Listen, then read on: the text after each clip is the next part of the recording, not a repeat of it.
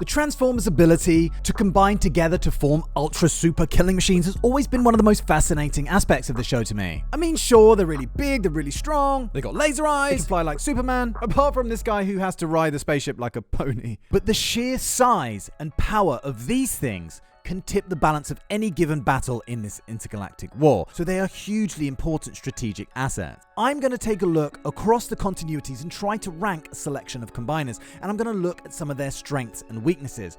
I can't possibly hope to cover them all, but I am going to be talking about Monstructor, the time Prowl combined with Devastator, the times that Optimus has combined, times that combiners have mixed and matched components with each other, even combining with Transformers that were dead. Ugh. And the combiner nightmare known as Deceptigod. It is a jam-packed vid, so make yourself comfortable, hit like on the video. Let's start this ranking with the Seeker clones. Skylinks describe these guys as reverse-engineered combiners, kind of zombie clones of the Seekers, originally derived from the bodies of Ramjet and Thrust, and created by human man-person Garrison Blackrock in More Than Meets the Eye. This guy experimented with the enigma of combination and got a couple of these to combine as well. But you know what? Even though these guys are massive, Victorian and Superion make pretty quick work of them. In fact, let's just forget they exist. I just wanted to start with something really weak. Right. I haven't seen Robots in Disguise. What? I haven't. Okay! But round about here should be Ultra B.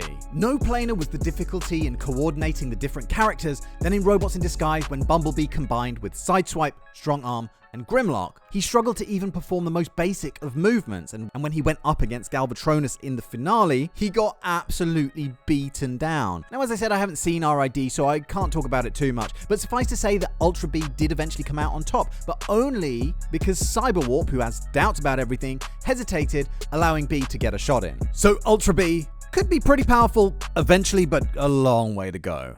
Slightly more powerful than those guys, I have Rail Racer from Robots in Disguise.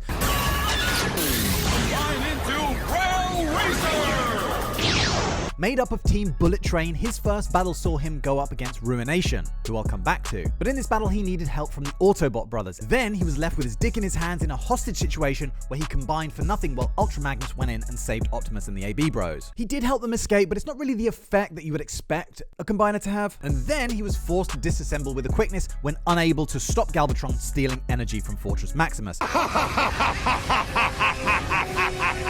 Nah, let's move on. Right, let's get serious. One of the few combiners that's actually pretty well balanced considering its complicated psychological makeup, this one is made up of the Protector bots, Hotspot, First Aid, Streetwise, Blades, and Grooves, and forms a being that's just obsessed with preventing harm coming to us poor squishy humies. No! Stop the humans! And it's an obsession that often gets in the way. In G1, he wasn't exactly the best combatant. He started out strong by wrecking Bruticus with a single blaster shot. How powerful is this thing? Look at this wreckage. This is one shot. But when he tried to defend the Autobot's base with his force field, it failed because generating the thing took too much power, so in his next battle with Bruticus, he needed help from Skylinks, but he did manage to catch a train with only one arm though. You know, there aren't many people who can say that. Can you say that? He fought Devastator in the Dreamwave continuity too, but again, his think of the children instincts kicked in as he realized what destruction they were causing in the middle of the battle, which gave Devastator an opening, which forced him to disassemble. Luckily, the Protector bots managed to beat him separately. On another occasion, he went up against Menasor when he tried to escape from prison, but he had to be helped by Ultra Magnus. But there was the time he shot his own arm off and blasted Devastator right through the chest. Blades must have just been like, okay, here I go again. So Defensor, as we've seen, his protective instinct often gets in the way, he often needs help in combat, and on at least one occasion has shown to actually be more effective in his separated than combined form. And yes, I know what you're thinking, the clue is in the name, he was never supposed to be an offensive weapon. But nevertheless, he definitely belongs on this end of the list. Okay, time to talk about Ruination. Another one from Robots in Disguise, the 2001 Robots in Disguise. What makes this guy unique is his ability to swap his limbs around to adapt to the situational surroundings. Example, with Ironhide and Rollbar making up the arms, he's in land mode, right? So he gets increased power on the ground. But with Rotor and Movor as the arms, he's able to fly. Example. I just gave you, that was the example. He's also uncommonly smart for a combiner, with the bots taking a back seat as Mega Octane takes the lead. He's basically just a recolored Bruticus, but you know, I like him. This guy was kicked into the air and then blown blown to bits by Prime's Blaze Blaster, then he was blown to bits again by Ultra Magnus. Yeah, he's not exactly Bruticus. Another incarnation is this dude, which is the combined form of several of the Wreckers. He apparently featured in Fall of Cybertron somewhere, although I'll be damned if I can remember him. It's not that long ago that I played through this game and I didn't see him. He was in a game called Transformers Battle Tactics though, and was likely comprised of Impactor, Roadbuster, Whirl, Topspin, and Twin Twist. I want more of this guy. Gimme. Yeah. Next up, I've got Computron. Combining the 5 super smart Technobots Scattershot, Strafe, Nose Cone, Afterburner, and Lightspeed, I am Computron. This is one combiner where intelligence definitely isn't lacking, but it still does have the issue of the time that it takes to come to and make a decision. Calculating return fire pattern. But luckily, he's a tough cookie too, and he can take a lot of punishment while deciding on the best course of action. Created by Grimlock while he was temporarily made super smart, he was initially designed to counter Abominus, and often defeats him by using slightly more inventive ways than just brute force. Like once he started vibrating intensely and forced Abominus to disengage into his component parts.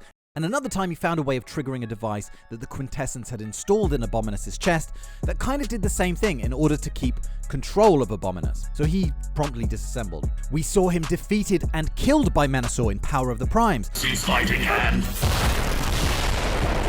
Before he was brought back to life and he took control of Fortress Maximus in the fight against Triptychon, before fusing with several other combiners to create a super combiner, which didn't last very long unfortunately, and he was eventually killed by Rodimus Kron.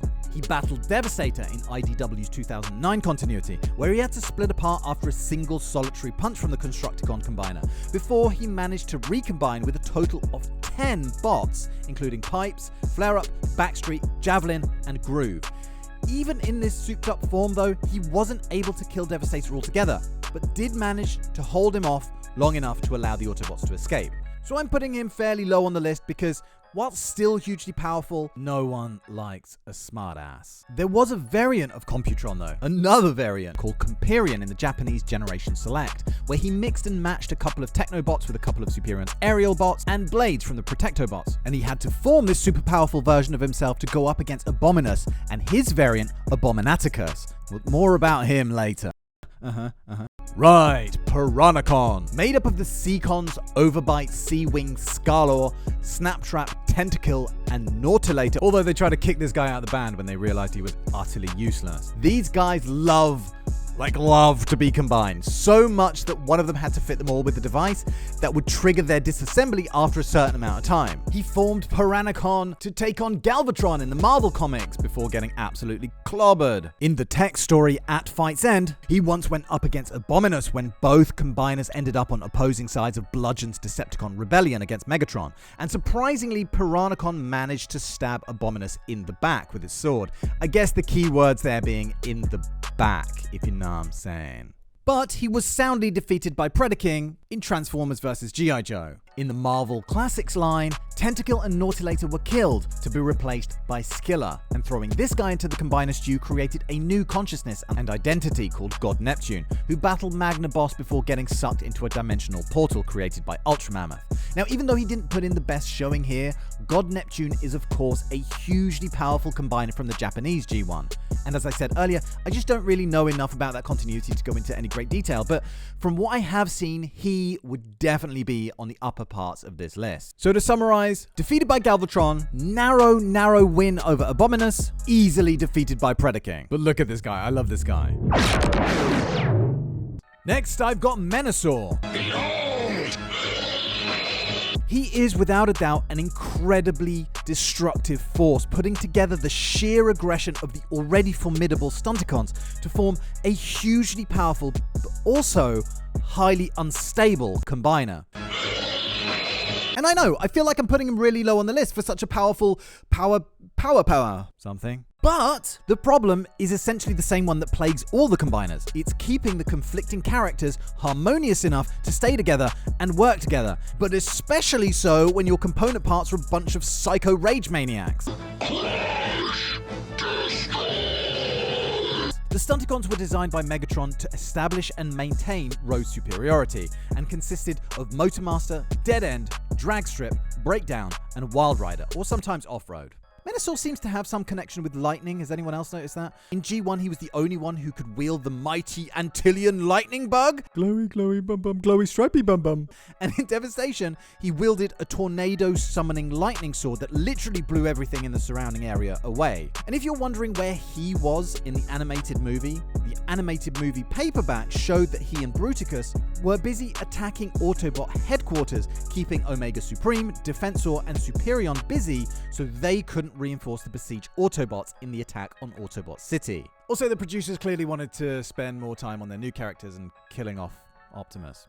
In the Dreamwave continuity, the Stunticons were deemed too psychotic to be allowed to roam free, so he was placed in perpetual suspended stasis lock, until Shockwave ordered Rumble and Frenzy to go free him, who used him as a distraction, and he rampaged away happily until Ultra Magnus managed to taunt the Stunticons into turning on each other, and they weren't able to hold combined form. And there we have it. This is my point, ladies and gentlemen, because don't get me wrong, the blind rage and aggression of this guy makes him formidable, no doubt, but the fact that he's completely unbridled to the point that it's fairly easy to turn him on himself is a huge weakness. Like any bot that you can just tease him a little bit and he gets butthurt to the point where he wants to rip himself to pieces, you know, like there's an issue there.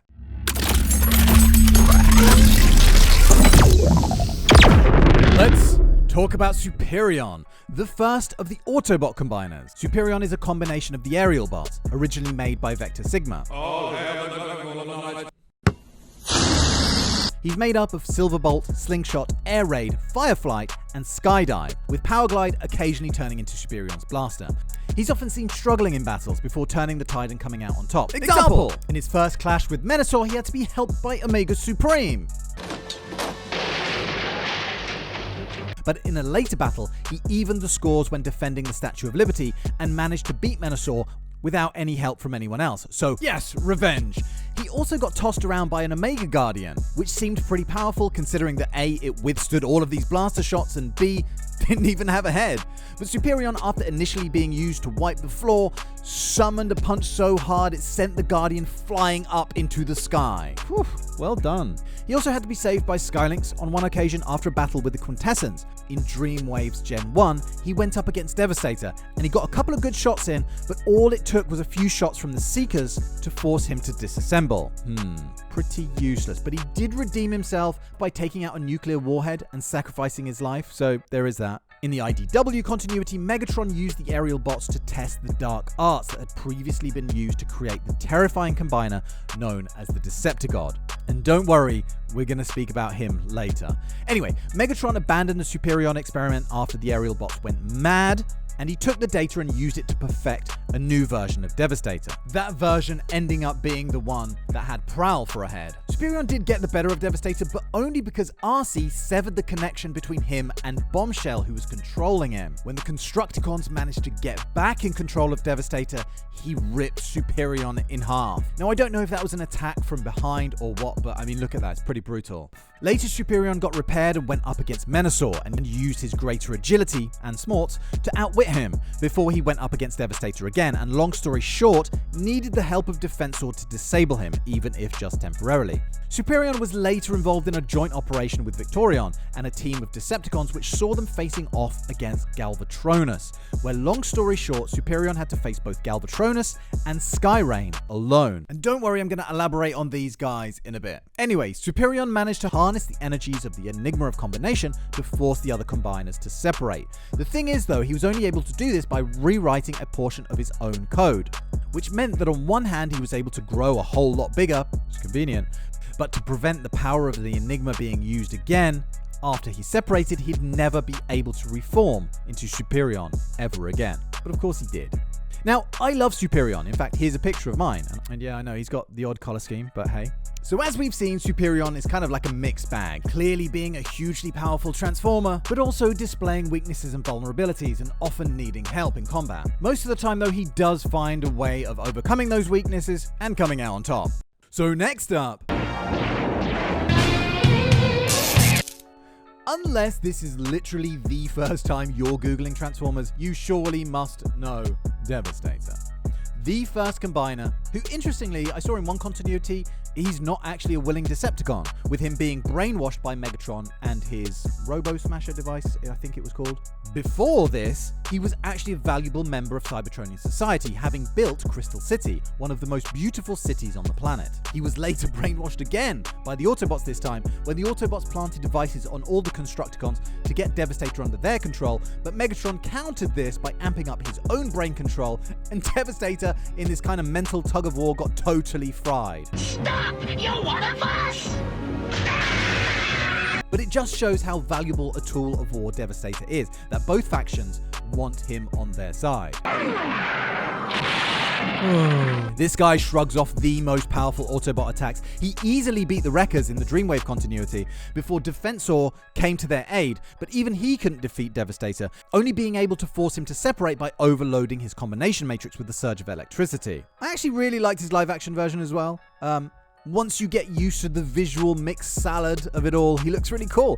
Whether he needed this particular detail, I'm not sure. This one showed the awesome power of that grinder of his, a weapon of mass collateral damage, as I like to call it, and it took the Navy's experimental railgun to take him down.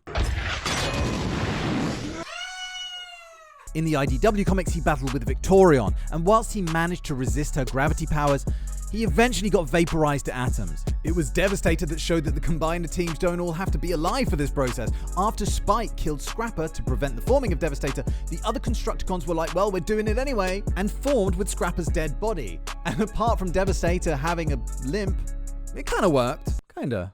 And in another adventure when he went especially berserk, it took the combined forces of Superion, Defensor, and Optimus Maximus to get him under control and divide him into his component parts. More on Optimus Maximus later. Sometimes Prowl, yes, Autobot Prowl, gets thrown into the combination stew and becomes Devastator's head. And in this form, he absolutely ripped through Superion before Ironhide managed to get through to Prowl's original consciousness and talk him into pausing for long enough that the Autobots could separate the Combiner. Prowl was being mind-controlled by Bombshell at that stage, but murky. After this whole tale had blown over, the Constructicons turned up again and were like, Prowl, hey, do you want to do it again? We saw inside your head and we really like what we saw. So there must have been all kinds of dark shit in there. Murky. So Devastator, a fearsome, destructive force that is not only less unhinged than some of his counterparts, he also gains Prowl's analytical and tactical acumen as well. So I reckon this guy's fairly high placing on this list is well deserved.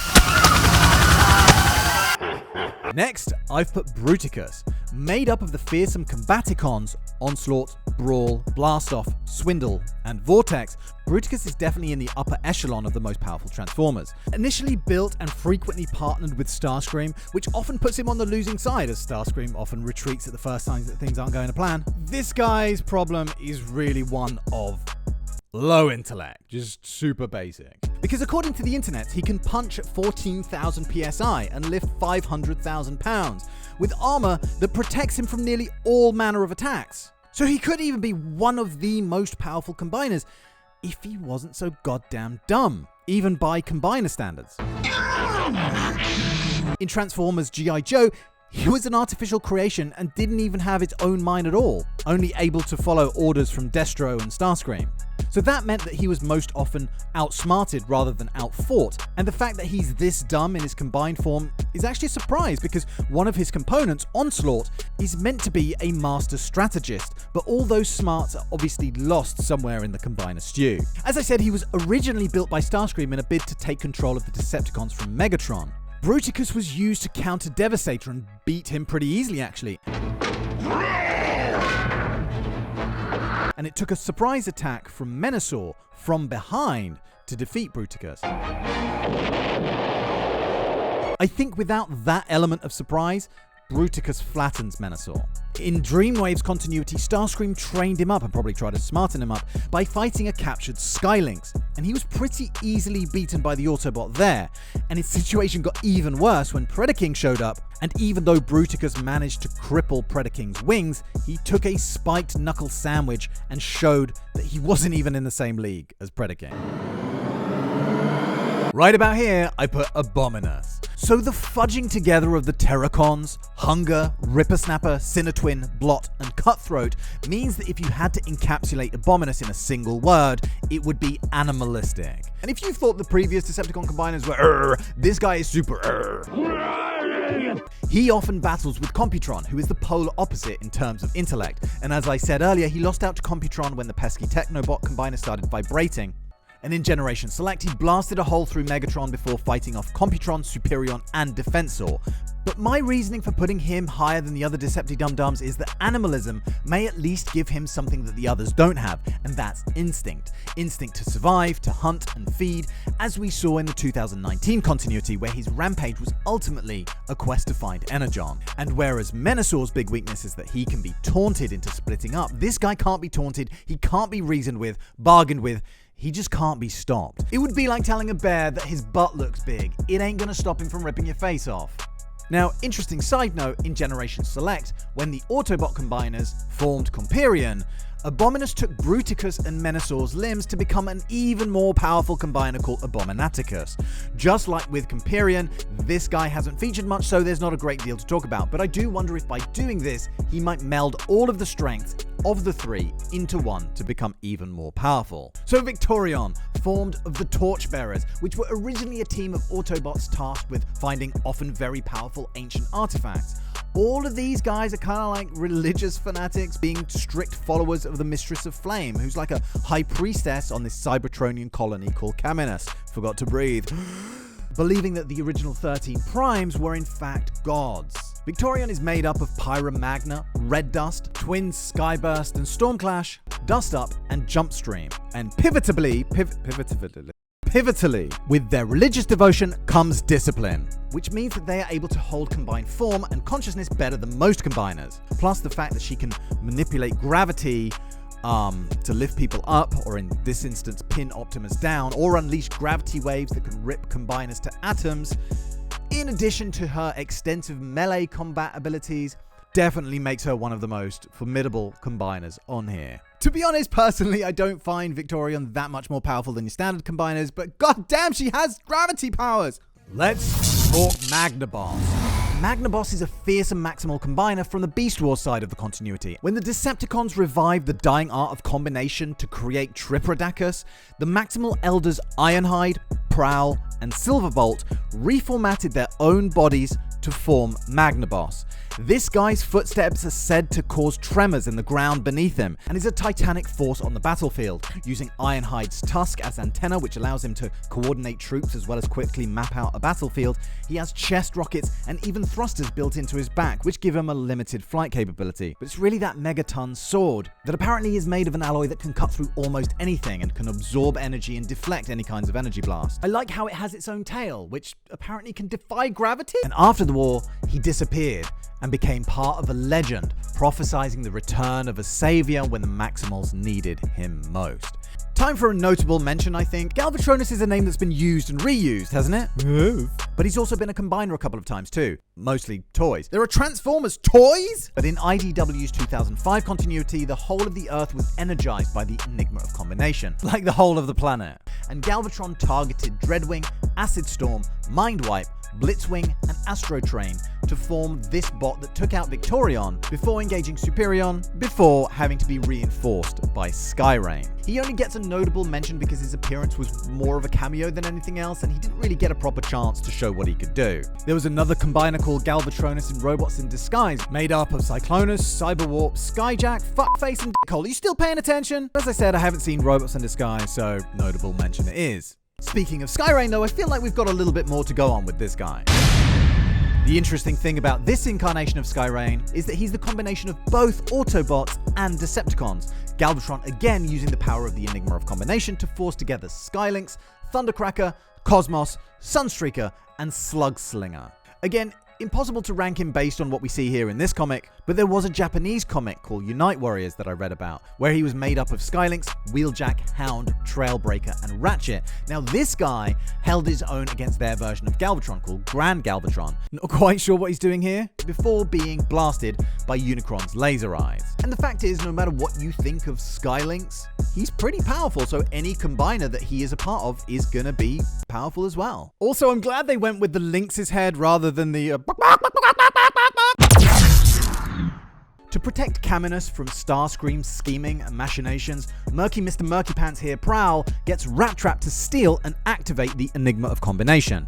This fused Prowl together with Ironhide, Mirage, Sunstreaker, and Optimus. Now, if you were anything like me, you might be a little bit excited to see what a combiner with Optimus at its core could do, but initially, the Autobots' minds all struggled against Prowl's control freak nature, an inner conflict that rendered Optimus Maximus completely useless. So he got slapped by Devastator and shut down. But after a bit of inner turmoil and mind grappling, the five minds managed to achieve consensus, and he was then able to make use of himself. I don't know, I feel like he has more potential than what we saw here. Here, he just joined in on beating up Devastator with Superion and Defensor, and didn't seem like he was any more powerful than either of those. That said, going all the way to the other extreme, in the Japanese comic Unite Warriors, Optimus Maximus was formed again and took on Unicron, as Unicron was trying to make Cybertron his new body. After Unicron blasted Optimus Maximus to pieces with his eye blasts, Optimus had to take Roller as his new arm, and in this form he was able to punch Unicron's head so hard and so far.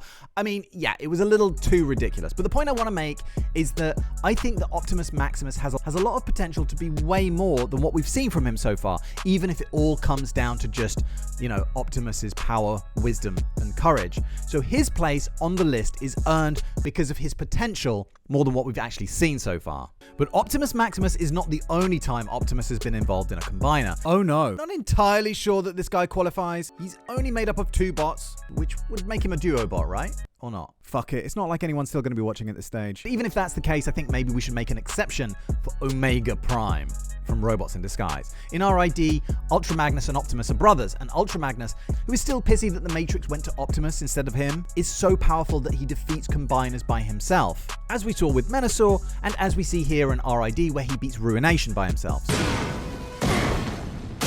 So this combo is incredibly powerful. This form was able to see off most evil threats, including Galvatron, Scourge if I remember correctly, although he was able to activate Fortress Maximus, who then had a bit of a rampage. And Omega Prime didn't stand a chance against him, although Omega Prime and Sentinel Maximus did hold off Unicron long enough for Primus to take robot mode and force Unicron to flee. He was a smaller version of Unicron, but Unicron nonetheless. Okay, here he is again, get ready for the bois!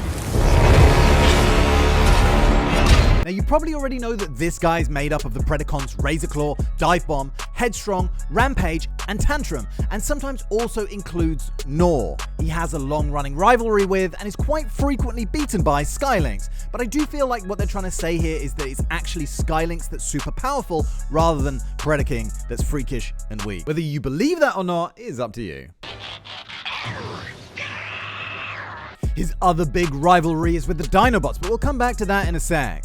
As I said earlier, he savagely beat Bruticus in the Dreamwave continuity, firstly burning half of his face off, then confusing the poor blockhead by using a defensive shield that repelled blaster attacks, which confused the giant potato head for long enough for him to physically decimate him. Much like Abominus, his personalities are kept streamlined by his innate desires to feed and hunt. Hunt with an H! By his innate desires to feed and hunt. But he definitely shows way more smarts than the Terracon Combiner. He battled Piranacon in Transformers G.I. Joe and got the better of him, but was stopped before he could finish off the Seacon Combiner. And later in that continuity, he took out Omega Supreme. So the fact that he's managed to defeat these heavy hitters earns him this place on the list and the title of most powerful Decepticon Combiner. But he's not the most powerful. Combining millions of years of rage, wielding the fearsome magma blade, and look how big he is compared to Victorian. I've spoken about him in previous vids, how he battled with Predaking in Power of the Primes, with mixed results. But he was also featured in Generation Select, where his first combination saw Predaking getting the beatdown on the separated Dinobots, until Grimlock started getting telepathic messages from an oracle from the past telling him how to manifest his heart's true energy. Grimmaster gave him a combination matrix, and the rest is history, because he made very quick work of Predaking. He later merged with a few of the Technobots as well, to form a variant called Volcanicus. In this form, he can download Computron's intelligence, not to mention use Scattershot as this super oversized electropulse cannon. Interestingly, it was noticed that in exchange for that intelligence, he lost some of his animal ferocity. Volcanicus later fought Neoprimus, which apparently was the first planet-sized robot that Primacon had created, even before Unicron. And after he managed to survive a huge blast from Neoprimus, Hunger charged his sword with Angleboy energy, which was just enough to force Neoprimus to convert back into planet mode. So he basically took on a Unicron-level threat here. But as powerful as Volcanicus is, he still doesn't get the top spot. Let's talk about Monstructor, a combiner whose presence itself is said to drain light and life from the world around him, a walking hulk of dread and disdain, the sight of which can drive a man insane, apparently. Monstructor is a channel for evil beyond even the darkest Decepticon imagination. Sometimes known as the Dread Behemoth, it's constructed of Birdbrain, Bristleback, Icepick, Scowl, Slog, and Wildfly, who make up the faction known as the Pretender Monsters. In this continuity, Monstructor was the first combiner ever created, constructed by Jahaxus, who intended to fuse the strength and intelligence and all manner of other positive attributes into one combiner. He instead ended up with a bunch of freakish Frankensteins who were driven mad by the process. In this continuity, it was him who battled with Omega Supreme, ending with Crystal City being destroyed, resulting in Monstructor being banished to a trans-dimensional prison. The Pretender monsters managed to escape eventually though, and went straight after Omega Supreme, but he was again defeated and taken prisoner by Optimus, who tried to repair their minds unsuccessfully. He later faced off with Devastator, and it's hard to tell from these panels which way the battle was going, but I think that the way that Monstructor was hyped up by the franchise, that he would have won this eventually. Thing is, the Lost Light spaceship showed up and rammed Monstructor, and he fell to pieces. He was then given a new form, mutated by the power of Or-11, and in a battle above Earth, Bludgeon unleashed the fearsome combiner to counter Victorian and stop her from destroying his ship, and Monstructor overpowered Victorian pretty easy actually, killing Stormclash, which forced her remaining components to separate in order to escape. After Monstructor engaged Superion, the aerial bot combiner managed to activate the Enigma of Combination, which enabled Slide to stand in for Stormclash as Victorion's missing bot. So together Victorian and Superion managed to bring him down, Superion blasting a hole in Monstructor's chest and Victorion smashing a fist through his head. Nice. Interestingly, in the G.I. Joe crossover, where he actually didn't look that monstrous, he emitted energy leeching fields. They could drain power out of devices and equipment, but also people. Check this guy out. Perceptor managed to find a weak spot with this guy though, managing to get a shot in to destroy its torso connection point, which forced it to disassemble. And yeah, I know what you're thinking, that's a pretty big weakness, but it's one that Bludgeon removed, which rendered Monstructor nearly unbeatable. So he takes this place on the list, not just because he is one scary mother, but also energy leeching fields. One big notable mention before we finish, and that's Lyokaiser. I'd love to talk about him more, but unfortunately I just don't know the Japanese continuities that well. But from what I hear, this guy is super hardcore, only being able to be beaten by Star Saber, Deathsaurus, and of course Victory Saber. And of course, I guess if I've included Omega Prime on this list, I should probably at least give a notable mention to Victory Saber too. Alright, let's do it. Top spot, and let's get apocalyptic with Deceptigod. IDW's 2005 continuity introduced the D-Void, a malevolent entity from the dead universe. It was your typical Lovecraftian cosmic horror with the constant need to drain the life force from the living, the planet devouring, and the tentacles, and you know what I mean. To leave the dead universe, though, it needed help and got an unwitting Galvatron to turn Cybertron into a planet-sized portal to let it through, after which it planned to fuse with everything living and kill everything living also. So this thing reached through the heart of darkness, which is like a well of darker energy to my understanding, and managed to gain control first over the Decepticons, probably because of the darkness in their minds, I would have thought. Then he turned his attentions to the Sweeps, took control of them, and combined them into this creature of not quite planet killer size proportions, but damn, it's big. This colossal avatar of nefarious evil energy swatted through Omega Supreme's rocket module like it wasn't even there, and undoubtedly could reduce huge swathes of Cybertronian landscape to rubble in no time. I don't know how many bots went into making this thing up. It must be a figure in the thousands. And it's just testament to the power of the Devoid that it was able to keep all of these minds harmonious enough to do anything at all. All it took in the end to kill the creature that came to be known as Deceptigod wasn't time travel, wasn't the summoning of Metroplex, it wasn't, some epic thing. It was just one very pissed off Megatron who blasted the thing with a huge blast of energy before getting in the mix of all the bodies and blowing it apart from its inside. And I like to think that this was less of a physical attack than a mental one, that for the same reason that Megatron wasn't possessed by the Devoid in the first place like the other Decepticons were, he used his mental strength and just put out some kind of blast of intense rage, like an anger that echoes through the fucking ages, and it's that ripped it to pieces. But regardless, I reckon that this is the biggest combiner we've ever seen, isn't it? And it's a real shame that we didn't get more than these few panels to see what he could do. Anyway, we made it, folks, and if you're still watching, you've made it further than I thought anyone ever would, so thank you so much for your time. Get in the comments and let me know what combination of bots you think would make the most powerful combiner, like if you could just pick and choose any bots. And I've been thinking about this, and personally I think I would get Overlord, Six Shot, Getaway, Tarn, and Sunder, and just make the most evil bot ever. Right, you guys, it's time for me to take my med, so let's leave it there for now. Make sure you're subscribed for craziest Transformers designs. I'm going to start on a video asking whether Shockwave is the most evil Transformer ever, and I'm going to start looking into Transformers that switch sides and why, as well as noble deeds of the Decepticons. Your suggestions are always welcome, but in the meantime, I will see you very soon for the next one. Thank you again for watching, and cheerio, bye!